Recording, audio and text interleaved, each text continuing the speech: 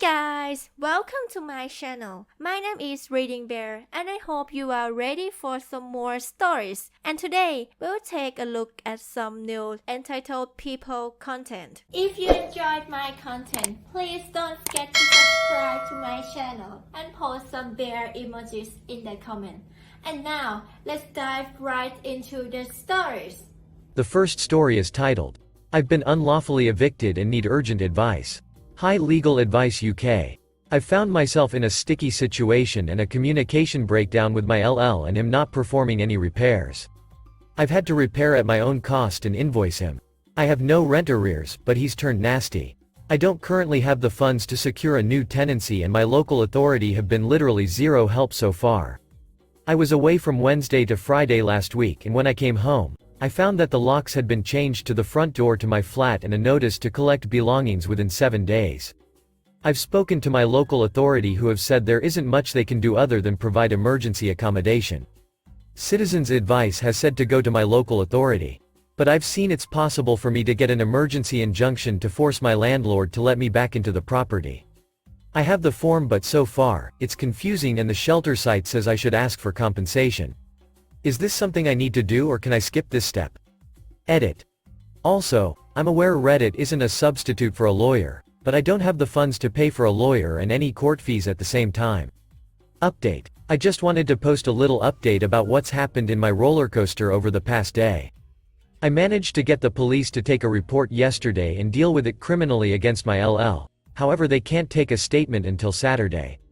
Following some advice from a solicitor over the phone, I managed to fill out a N1 and an N16A form and write a witness statement and got every single bit of evidence I could together. I turned up at 10:30 this morning at Birmingham County Court and the clerk filed the forms and the judge agreed to a without notice hearing. I'm totally shocked how fast this all progressed, but I've been granted an interim order which allows me to get back into the property today via locksmith, which I am now waiting for. A full hearing has been scheduled for the 13th at 3 p.m. where there is notice, so I'm now meeting with a solicitor tomorrow to actually go through what's what and hopefully get me some compensation for the ordeal I've gone through over the past week. I just wanted to say thanks to anyone on this platform who provided any advice. Small update. So not much has changed in my saga of getting illegally evicted since I posted my last update. I've been back in my flat since Thursday and was due to make a police statement for the unlawful eviction today. So, here's what I actually want to update. A sergeant from West Midlands Police just phoned me ahead of our appointment. He asked what assault or criminal damage I have suffered. I explained that I haven't been physically injured but an offense under the Protection from Eviction Act 1977 has been committed.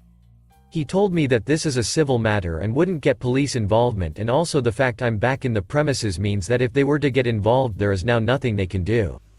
This seems utterly ridiculous. She evicted me and left me homeless for 5 days until I took an action into my own hands and got a court to see sense.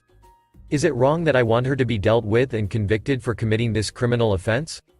If the police are refusing to deal with this, what can I do? Update. Just to clarify, I no longer need advice. But I wanted to keep the title the same as my previous posts. So, I firstly want to thank anyone who gave me support while I was going through this horrendous ordeal. So, it's been a week since I've been back in my flat and it's been pretty horrendous. Somehow the main electric has been turned off 3 times in the cupboard on the ground floor that holds the meters, which is really odd because this didn't happen once prior to this week. The lock on my mailbox has also been changed. So, I guess you can say it was a good week. However, the very exciting part is what happened yesterday. I went to my court hearing and my landlady literally dug her own grave and, in her rage, completely admitted to her harassment of me. Not only that, but she justified it saying that I'm in her property illegally. I was granted my injunction to remain in the property, however I have agreed to leave on Monday the 2nd of March. I know this feels like a whole lot of stuff and hassle just so I could remain in the property for a further 3 weeks, but it's my flat and she had no right to just kick me out. The icing on the cake of this all is a judgment for compensation and costs to the value of £5,765, which is a totally unexpected and life-changing sum for me.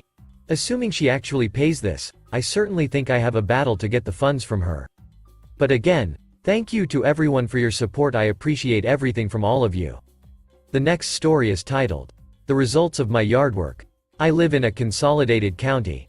That means that the city and county governments merged some years back, ostensibly to reduce administrative and infrastructure costs. This is important, because services like fire, police, utilities, and trash pickup are now managed by former county officials, and not the city officials. Many of these services are also much more inefficient, and some services have been outsourced to private companies. My municipality outsourced trash and yard waste pickup a few years ago, and the two companies who now do those collections are woefully inadequate, and their services cost more than when the city or county did it. They both have similar sets of rules: what can be put out for collection, take fewer types of waste away, and no longer come 2 days a week as the city once did, but now only come 1 day a week. We're all paying more money for less service. Now that the background is done, here's the story. I did some yard work over the course of a couple of weekends last summer, cutting some limbs, trimming some shrubbery, and cutting down a dead tree in my backyard. Knowing what the rules are for how much yard waste, limbs, leaves, and such can be put out, I bagged everything that was supposed to be bagged, filling up 3 of them. Things like leaves and small clippings, weeds, and such.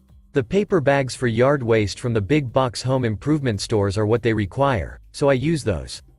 I just fill them halfway up so as to not make them too heavy for the waste collectors, even though there are no written weight restrictions. However, if a bag is too full, they will knock it over to spill out the contents, so they then don't have to pick it up. I cut the larger limbs down to under 4 feet in length, or they wouldn't be picked up. Anything at all they can do to get out of picking something up, they will do. And they almost always leave a horrendous mess behind when they do pick things up. The pile put out for collection is not allowed to be any wider than 10 feet, nor any deeper or higher than 5 feet, nor may it contain any piece longer than 4 feet. All bags must be placed in a row, no more than 3 feet away from the limb pile. My pile was maybe 4 inches longer than the 10 feet, and only because of the tiny ends of the limbs, smaller than a toothpick, hanging out of the pile.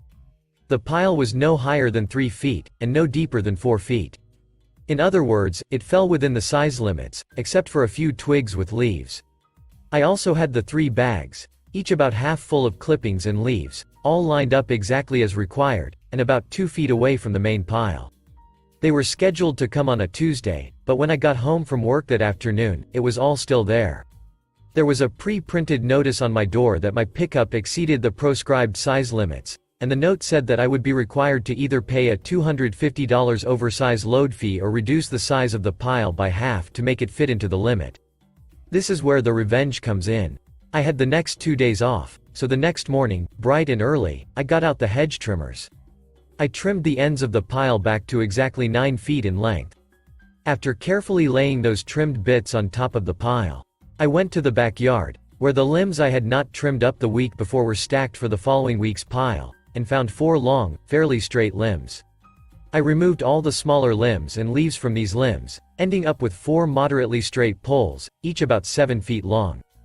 I marked 1-foot intervals on each pole in fluorescent orange paint, and stuck them in the ground, out at the curb in the front yard, at the corners of a rectangle exactly 5 feet wide and 10 feet long. Got out the surveyor's tape, bright pink plastic tape used to mark property corners, and tied it onto and around the stakes at the height of 5 feet. This established a visual outline of the volume 1 was required to stay within. I made absolutely sure that everything in the pile was completely inside the poles and below 5 feet in height.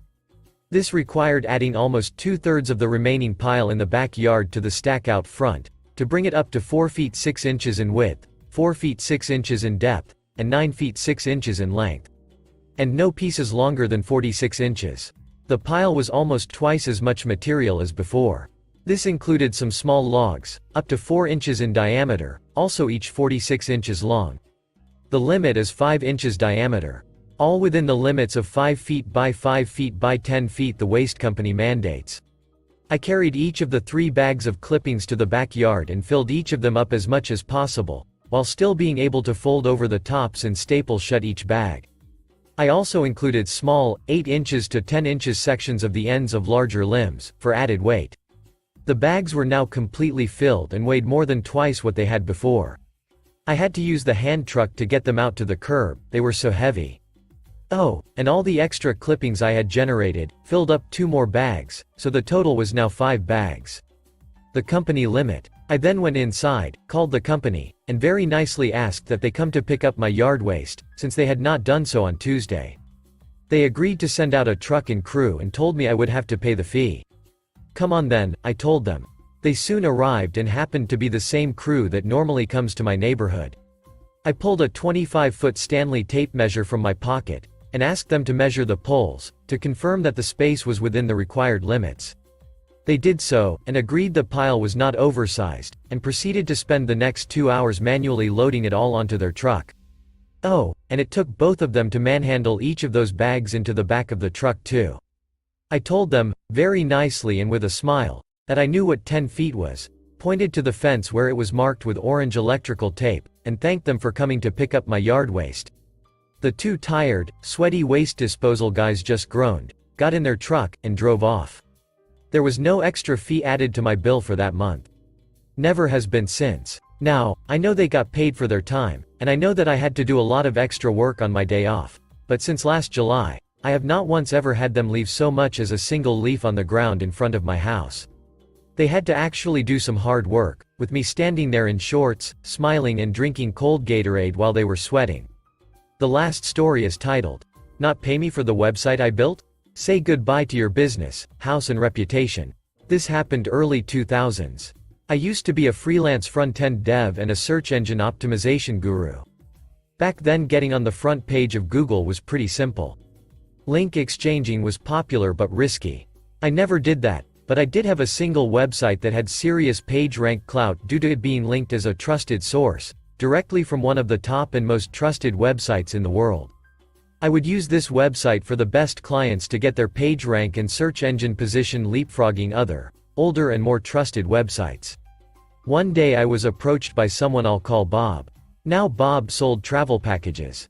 He needed to revamp his basic, existing website, with a complex website built with pretty tricky back-end coding. I could do the front end, but I had to hire a back-end dev to build the functionality. Bob had a major launch in a month's time, and it had to be ready.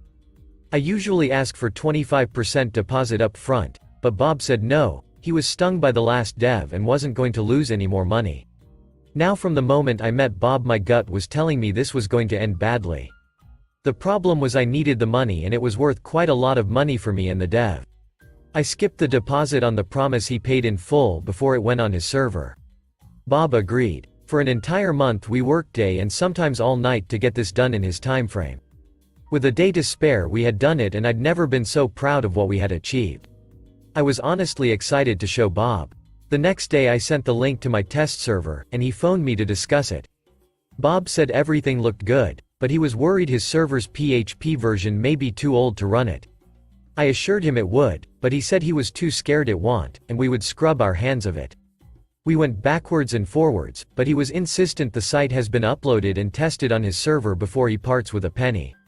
I chatted to my dev. He didn't like it either but agreed we would upload our work onto his server. Bob gave me the FTP details and server login and I uploaded the site. I told him it was live and then, nothing. I sent several emails and then phone calls. The emails went unanswered, and the phone went to voicemail. Sensing a major problem I rushed to my computer, fired up my FTP program to delete our work on his server and access denied. He had locked us out and the following day he went live with our work. For several days I tried phoning until one morning he answered the phone and said, "Listen, I'm not ever going to pay you and there is nothing you can do about it." Then Bob hung up. Rage was a good word for my feelings. I was shaking while I still held the phone in my hand. For the next hour my range of expletives was growing in complexity. As I sat there figuring out what to do, it hit me. Revenge will be mine. I registered a new domain name, which was Bob's Travel domain name plus sucks at the end. If Bob's website was called bobstravel.com, I had purchased bobstravelsucks.com. I uploaded our work, basically an exact mirror of his live website, onto my new domain. I used my all-powerful mega page rank domain to link to my new sucks domain. Within a month my website jumped above his website in Google for every conceivable search phrase you would use for the packages he sold. No matter what you typed in, my site was the first result and his was always below mine. During that month I created a second website, which was Bob's full name with sucks at the end. On this second website I posted what happened, screenshots of his emails and warning everyone what a conman he is. Bob had a somewhat unusual first and last time. Again, within a month my website was above his own personal website. I then forgot all about it. About 4 months later I get a cease and desist email from a solicitor's firm. A quick Google showed the solicitor's firm was made up and didn't exist. I reply back with I'm not ever going to take them down and there is nothing you can do about it. Every now and then I'd get emails from people he had conned by taking their money for a travel package but never booking their package. I'd put those on both of my websites, making sure those juicy important keywords, his full name and company name, were spread across each negative review. A few more months pass, and I get an anonymous email linking to a new domain called My Name Sucks. I'm told to remove my 2 websites and he will remove this new one. A quick search and what do you know, it isn't even on Google. No one could find it. I reply back for a second time with his comment to me. As each month passes, I'm getting more and more people emailing me saying they've been ripped off. I keep adding them to my website. Turns out the travel agency world is well regulated, and they started an investigation into Bob's company, using my website as their main tool. I get a call from Bob. Bob is not a happy Bob. In fact, Bob is more of a desperate Bob. Looking at this text now, I know you can almost hear the despair and resentment in Bob's voice. Bob pleads and literally begs me to pull the sites down. Not only is he being investigated by the Travel Agency Association, but he had some very important friends that didn't appreciate the bad press he was causing in their circles. He offers to pay me the money he owed. Nothing more, just what he owed. For the 3rd time, and with a massive smile on my face, I say, "Listen, I'm not ever taking them down and there is nothing you can do about it." Roll on a few months and I discover his travel company has been removed from all travel associations. No matter what you typed into Google, my website outranked his and all the bad reviews on my site were the first thing his potential customers would see. I crippled his business so badly, it went bust. During the collapse one of his ex-employees contacted me and told me how hard he had worked to get my websites off the first page. He had registered dozens and dozens of other domains in the hopes some would jump ahead. Little did he know only the top dozen websites in the world could jump it. Apparently, his property was tied into loans on the failing business, and he lost his house too. It took me just about a year to turn his business from a cash cow to a dead cow. Motto of the story: if you ever think to mess with a dev, don't. Updates. Many of you are saying I should have taken the money and not pulled the sites down. At that point it wasn't about the money. He thought he could simply buy his way out of it after pretending to be a solicitor and then trying the same thing on me. Him knowing I didn't care about the money anymore must have driven him crazy, because money was all he cared about. He then knew he could do nothing to stop his business going down the pan and all he could do was watch it all fall apart around him. Thanks for listening.